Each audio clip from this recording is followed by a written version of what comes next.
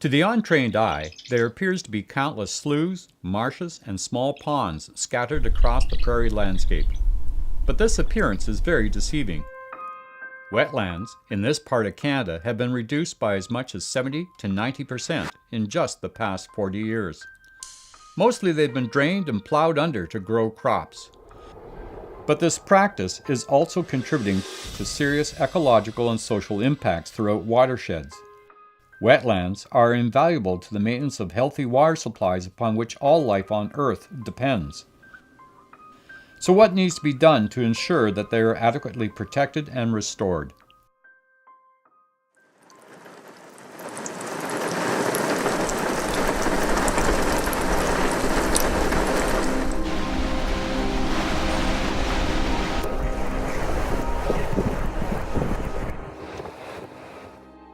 We were an area that was probably under-equipped for the kinds of water that came to us. There was people that were stranded in their homes, they couldn't get out. We don't have a creek here even, so the thought that we would be flooded out in town was almost unimaginable. The biggest challenges that we have are things that are beyond our control, and certainly one of those is the events of the last 4 years. And the causes of those, I guess, are open to debate. Climate change is being talked about as one. I do believe the aggressive drainage policies that have been allowed to happen in other areas. Manitoba in particular was facing significant flooding concerns on the Assiniboine. It was brought to a point with the 2011 flood, reinforced by the 2014 flood, which was a rainfall event. I think part and parcel of the problem has been the fact that we being the agricultural component, want to move volumes of water off our land in a big hurry in the springtime. But we're not pointing fingers at any one area or one jurisdiction. People for the most part don't see the bigger picture. They're worried about their own farmland, but they don't stop to consider the impact of multiple people operating on that premise. So you get multiple people worried about just their farmland, and by the time you get to downstream, you've got a big impact.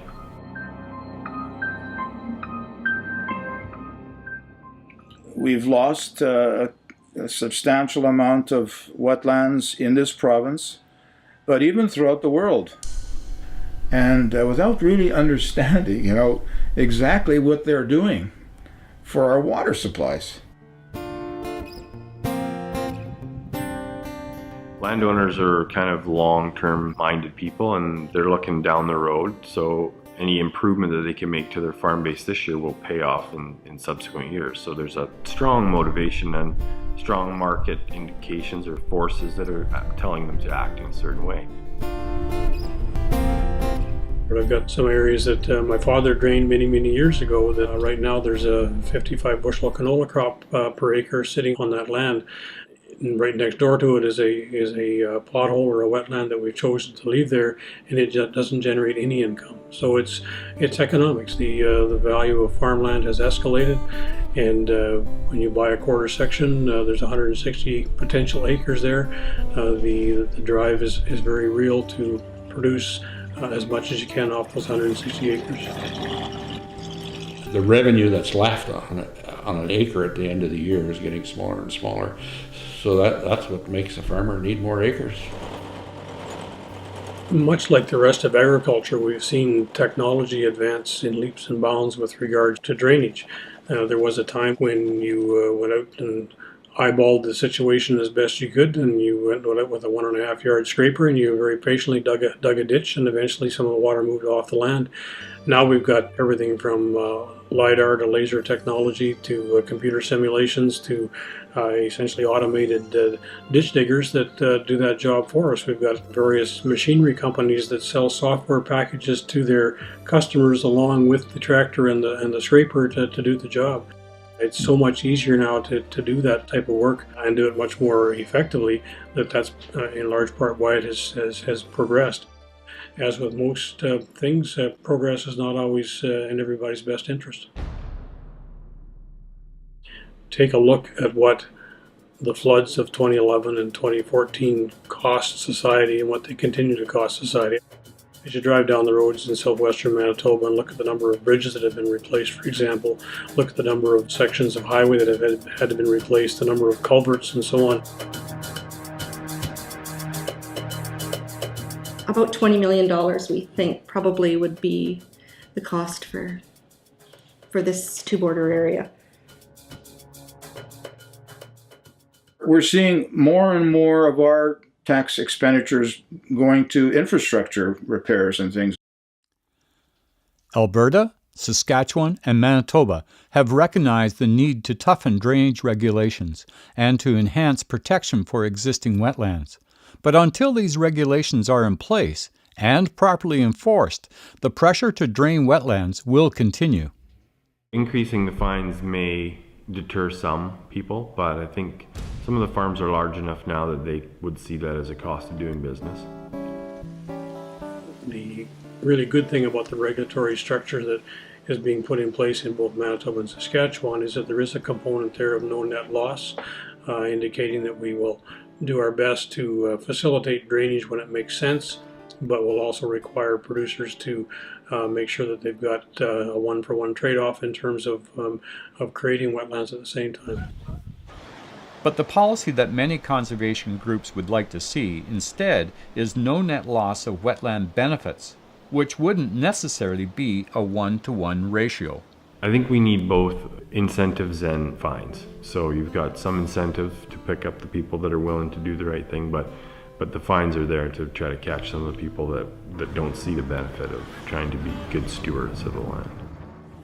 There are many farmers out there that would be happy to hold water if they were adequately reimbursed. And I think that people that live in urban areas have got to realize that they share this problem with us and they're not insulated from it. So if they expect farmers to take arable farmland and have it hold water, there has to be some kind of process that pays them for that.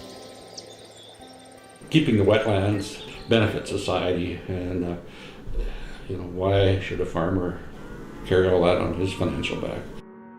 If there's a need to compensate the agricultural community for helping to protect water supplies, then that's fair.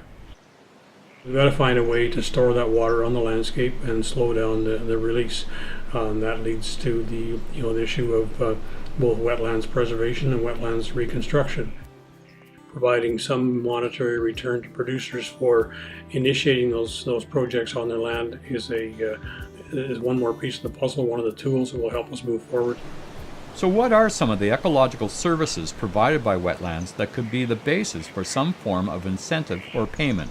The wetlands kind of act as the kidneys of the water system. Slowing the water down on the landscape and allowing it to re-assimilate back into the vegetation is a really simple and straightforward way of cleaning our water. We're losing a lot of natural ability to clean and filter the water that runs off of landscapes. So we're losing that ability to retain nutrients, retain sediments, and to help maintain and sustain our water quality.